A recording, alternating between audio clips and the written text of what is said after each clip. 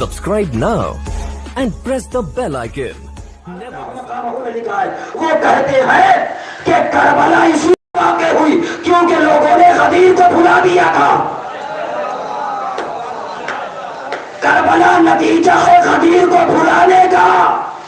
اسی لیے ہم کربلا کو بار بار ذکر کرتے ہیں تاکہ کوئی نئی کربلا نہ بننے پائے.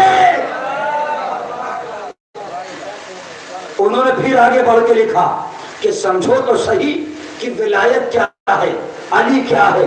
انہوں نے بس ایک جملہ لکھا ہے, وہ میں پڑھنا چاہتا ہوں, حوالہ دے دیا میں نے رائٹر کا. وہ لکھتے ہیں کہ اس سے بڑی علی کی فضیلت کیا ہوگی کہ جو آگے بڑھ گئے ان کو پیچھے بلاؤ.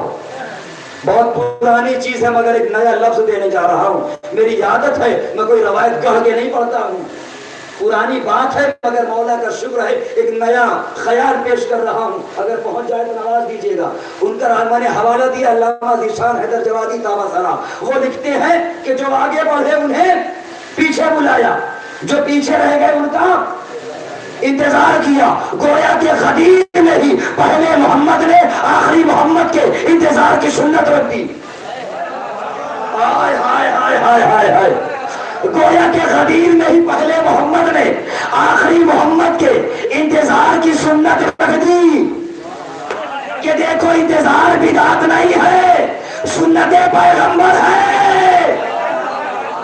کیسے بیان کروں میرے عزیزوں.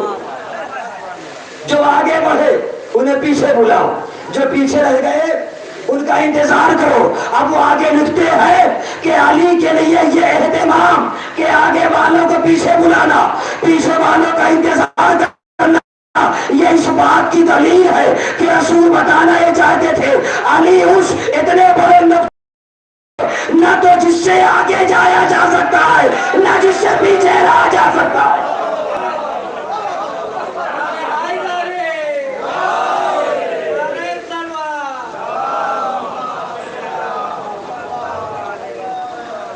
نہ تو علی سے آگے بڑھنا کامیابی ہے, نہ تو علی سے پیچھے رہنا کامیابی ہے. جہاں پہ علی ہے وہیں پہ رہنا کامیابی ہے. اگر وہاں ہو تو سمجھ لو کہ علی کے ساتھ ہو, لیکن اگر آگے پیچھے ہو گئے تو علی الگ ہو گئے اور ہم الگ ہو گئے. توجہ ہے نا. بس دو تین جملے اور سنیے. آج کی دنیا میں اگر کوئی یہ پوچھے کہ مولانا یہ بتائیں کہ آپ کو کربلا نے کیا دیا, تو اس سے یہ پوچھئے کہ سوال کو پلٹو کہ کربلا نے ہمیں کیا نہیں دیا. بھائی سلام کرو. جس فرش پہ آپ بیٹھے ہیں نا, میرا دل چاہتا عرض کر دوں تاکہ میری بات اور مضبوط ہو جائے. چچا جملہ دے رہا ہوں. جس فرش پہ آپ بیٹھے ہیں یہ کہنے کو تو فرش ہے, اس سے بڑا تو عرش بھی نہیں ہے. ہائے ہائے ہائے ہائے. جملہ سنیے گا میرے عزیزو. یہ کہنے کو تو فرش ہے, اس سے بڑا تو عرش بھی نہیں ہے. یہ بستر زمین پہ ہے مگر بیٹھنے پہ ایسا معلوم ہوتا ہے جیسے ہم آسمانوں کی سیر کر رہے ہیں. اگر کائنات میں آسمان پر اس سے زیادہ بڑی کوئی جگہ ہوگی تو آسمان والے اس جگہ کو چھوڑ کے وہیں جاتے, یہاں نہ آتے.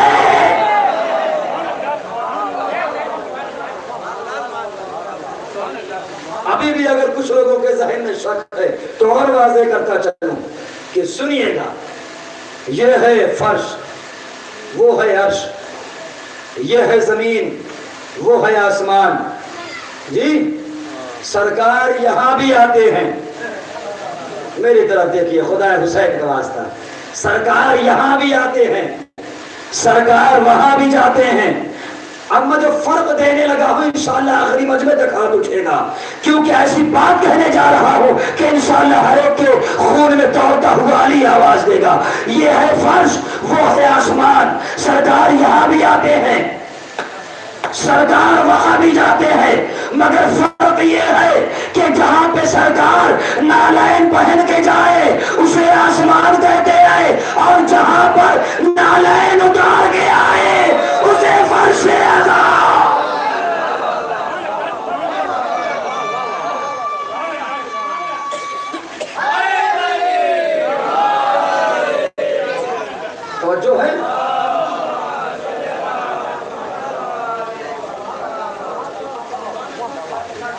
یہاں پہ نالین اتار کے آتی ہے۔ علامہ قلب حسین تابسرا ایک سیمینار میں گئے جو میں نے مطالعہ کیا، سنیے گا اس کو، اور وہاں جانے کے بعد آخری مقرر تھے یہ، جیسے ہی اسٹیج پہ پہنچے بالکل نماز مغربین کا وقت قریب سے قریب تر تھا، اور نیچے سے چھوٹی سی پرچی دی گئی کہ آپ کا عنوان اس مختصر ترین وقت میں یہ ہے کہ آپ یہ بیان کریں کہ کربلا نہ ہوتی تو کیا ہوتا۔ میرا مجمع متوجہ رہے، کیا عنوان دیا گیا؟ اگر کربلا نہ ہوتی، بھیا بہت توجہ، وہ اسٹیج پہ گئے اور جانے کے بعد ہم تو ثنائے الہی کے بعد کہتے ہیں تم نے عنوان کیا دیا ہے؟ اگر کربلا نہ ہوتی تو کیا ہوتا؟ جی حضور کہہ دوں بسم اللہ، بسم اللہ کہنے کے بعد عرض کرتے ہیں کہتے ہیں کہ سنو، اگر کربلا نہ ہوتی تو جمعے کی نماز بدھ کو پڑھائی جاتی۔ ہو گئی مجلس میرے عزیزو، اگر کربلا نہ ہوتی، یہ تبرہ نہیں پڑھ رہا ہوں، حقیقت اسلام پڑھ رہا ہوں، میں تبرہ پڑھنے کا عادی نہیں ہوں، میں تو تبرہ کرتا ہوں، پڑھتا ہوں نہیں ہوں۔ اگر میرا مجمع سمجھ گیا ہو تو صلوات پڑھیے بر محمد والے محمد۔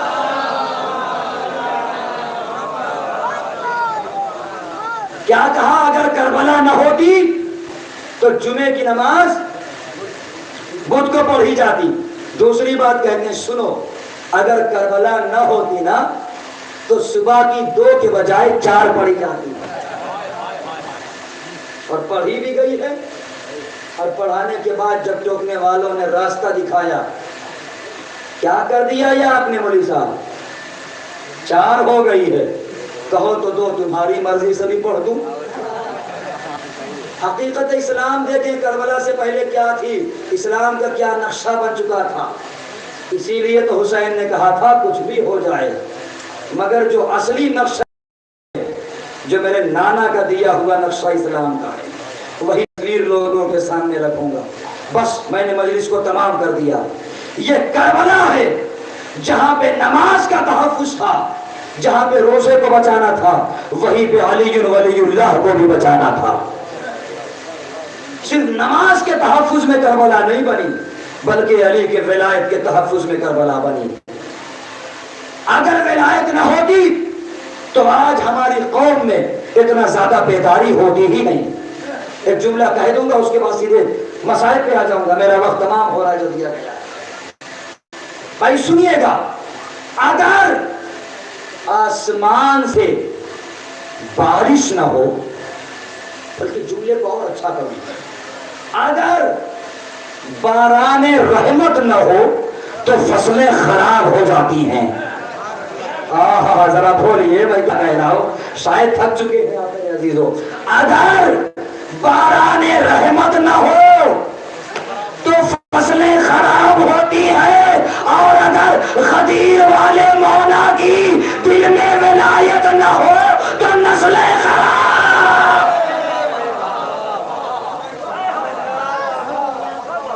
بس میں نے پڑھ دی پوری طرح۔ کیسے وہ کہہ دے کہ میرا شجرہ پاک ہے، میرا خون پاک ہے، میں طیب و طاہر ہوں، جس کے دل میں علی ہی نہ ہو۔ اب آپ سمجھیے کہ حسین نے کربلا کیوں بنائی؟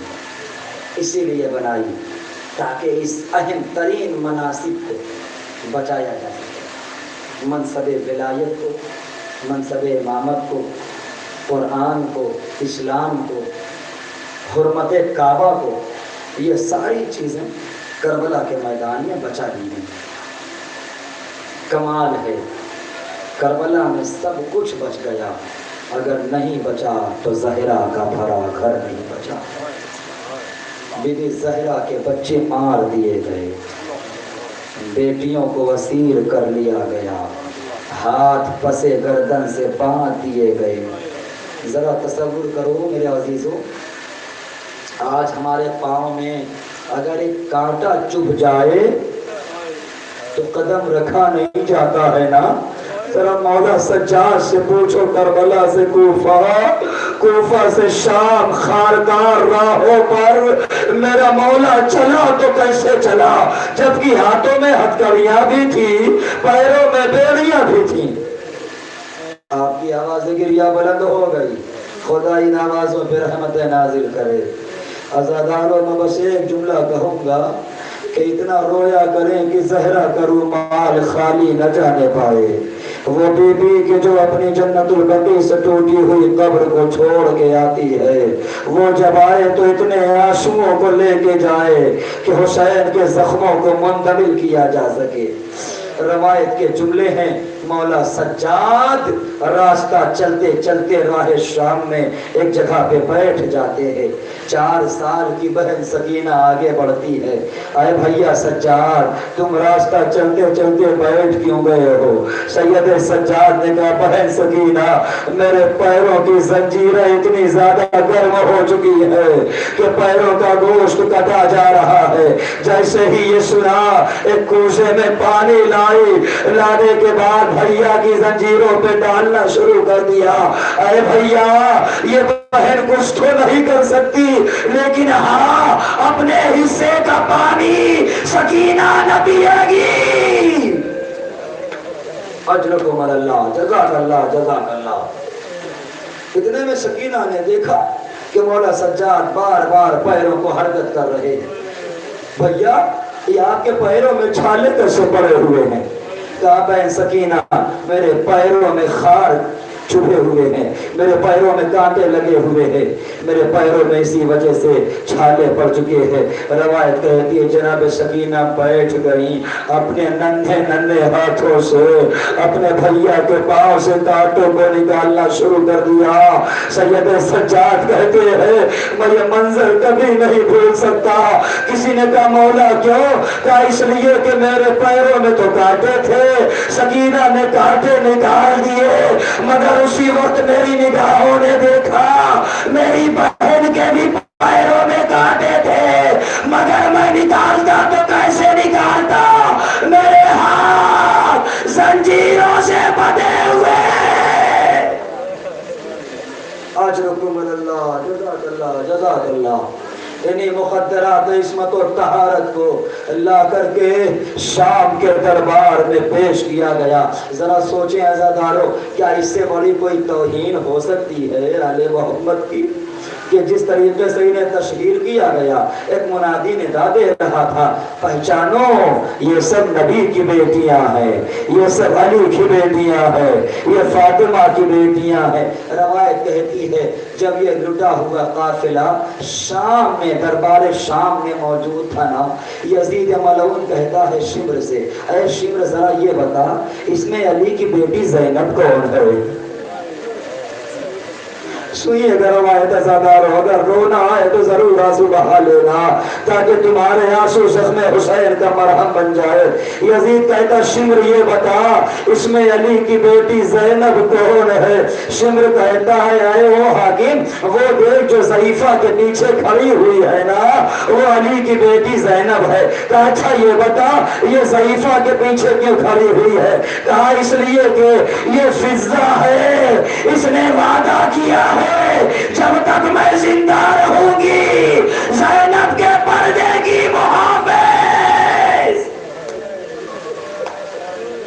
اجرکم اللہ جزاک اللہ جزاک اللہ. اتنے میں پھر یزید کہتا ہے اچھا شمر یہ بتا کہ اس پورے مجمع میں حسین کی 4 سال کی بچی سکینہ کہاں ہے؟ آخری جملہ سنیں گے حسین کی سکینہ کہاں ہے؟ اس نے اشارہ کیا وہ دیکھ جو 12 گلے بدھے ہوئے ہیں جس کا قد سب سے چھوٹا ہے نا وہ سکینہ ہے. شمر کہتا ہے اے سکینہ ذرا یہ بتاؤ تم بار بار اپنے ہاتھوں کو اپنے گلے پہ کیوں لے جا رہی ہو؟ سکینہ نے کہا تو نے ایک رسن میں 12 گلے باندھے ہوئے ہیں، سب کا قد بڑا ہے میرا قد چھوٹا ہے.